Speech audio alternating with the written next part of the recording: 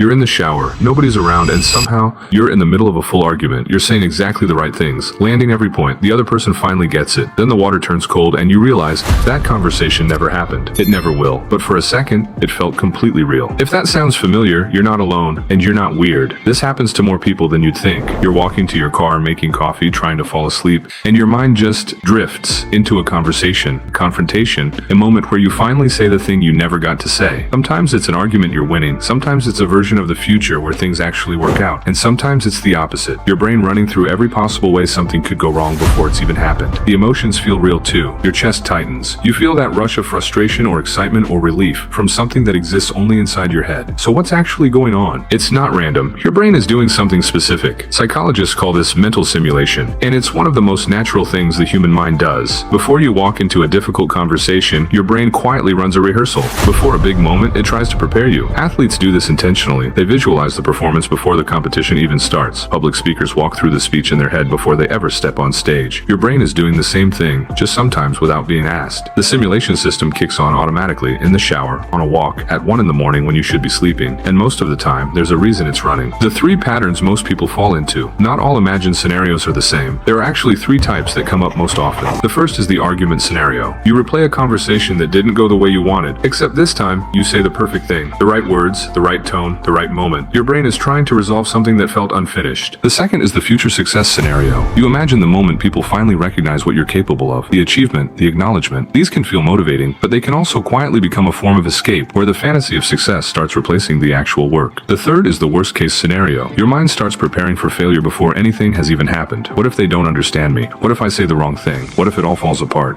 Your brain isn't trying to scare you. It's trying to protect you. It's just doing it a little too aggressively. Here's the part most people don't notice. People who fall into these patterns frequently usually have one thing in common. They spend a lot of mental energy thinking about how other people perceive them, not because they're insecure, not because they're attention seeking, but because their brain is constantly running social analysis in the background, reading situations, replaying interactions, trying to understand how things landed. So the mind creates these imaginary conversations as a way to process all of that. It's rehearsing, it's practicing, it's trying to feel prepared for a world that often feels unpredictable. And here's the thing, in imagination, you get to be prepared. You control the script. People respond the way you need them to. The outcome makes sense. Real life doesn't work like that. And that gap between the clean version in your head and the messy version in reality, see, is exactly why some people spend more and more time in the simulation. Not because they want to avoid life, but because imagination offers something real. Life often doesn't. Clarity, control, resolution. When it helps, and when it doesn't. Here's the honest truth about all of this. Imagination is not the problem. Imagination is one of the most powerful things your brain does. It helps you plan, create, solve, and prepare. It's genuinely useful. The shift happens when imagination stops being a tool and starts being a place to hide. When the imaginary version of a conversation becomes more satisfying than having the real one. When rehearsing something in your head becomes a reason to never actually do it. When the mental loop runs so often that it starts to feel more comfortable than reality. That's the line worth paying attention to. If your mind does this, if you catch yourself deep in a scenario that never happened and probably never will, it doesn't mean something is wrong with you. It means your brain is active. It's processing. It's trying to make sense of things. But the most important moments of your life won't happen in your head. They'll happen in the real conversations. The ones you don't fully control. The ones that surprise you. The ones your imagination could never have written perfectly. And those moments, the unpredictable, imperfect, real ones, those are the ones that actually change you.